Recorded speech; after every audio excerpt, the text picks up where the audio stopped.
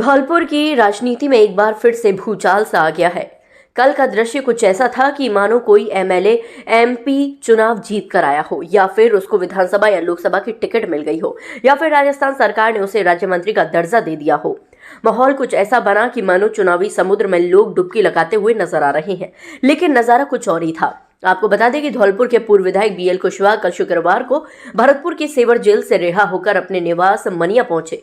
भरतपुर से लेकर मनिया जाते जाते सैकड़ों जगह उनका भव्य स्वागत किया गया, तो वहीं सैकड़ों गाड़ियों के काफिले के साथ बीएल कुशवाहा अपने निवास तक पहुंचे। निवास पर पहुंचकर उन्होंने अपने समर्थकों और कुशवाहा समाज को संबोधित करते हुए ताबड़तोड़ भाषण दिया। इशारों इशारों में राजनेताओं को दी चुनौती। बीएल कुशवाहा 8 साल जेल में रहने के बाद अब राजनीति को बखूबी सीख चुके हैं।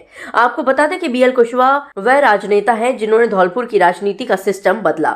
उन्होंने अपने भाषण में कोठी और महलों को सीधा चुनौती देते हुए कहा कि इन कोठी और महलों के सामने ना झुका हूं और ना झुकूंगा। मैं जनता के लिए राजनीति में आया था और जनता के लिए राजनीति करूंगा। मनिया निवास से सुनिए पूर्व विधायक बीएल कुशवाहा का ये ताबड़तोड़ भाषण।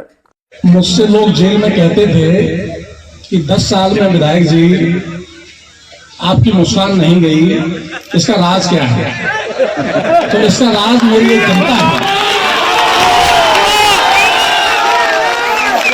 आज यहाँ पर सर्व समाज के मेरे चाहने वाले आए हुए हैं। मैं आप सभी लोगों के चरणों में नतमस्तक होकर के नमन करता हूँ कि आप लोगों ने मेरी इन विषम परिस्थितियों में कि जिस परेशानी से मैं गुजरा हूं, आप लोगों का आशीर्वाद ही मुझे जिंदा रखे हुए था, आप लोगों का प्यार ही मुझे जिंदा रखे हुए था। और मैं आपको भरोसा दिलाता हूं कि जो प्यार जो सम्मान धौलपुर की जनता ने मुझे दिया है, मेरी जब तक आखिरी सांस रहेगी तब तक मैं आप लोगों के लिए संघर्ष करता रहूंगा। मैं कोठी और महलों के सामने मैं कभी झुका था और मैं कभी झुकूंगा, ये मेरा प्यार है। गरीब लोगों के हित के लिए मैं राजनीति में आया था और गरीब लोगों के हित के लिए मैं अपनी जान न्यौछावर कर दूंगा, लेकिन आपके पीछे नहीं रहूंगा। आप सभी लोगों ने जो मान सम्मान मेरा रखा है, उसके लिए मेरी अनंत पीढ़ियां तक आप सभी लोगों की ऋणी रहेंगी। और मैं बस इतना ही कहूंगा कि एकता और प्यार हो तो ऐसा हो जो आप लोगों ने दिया है अपने इस बेटे को।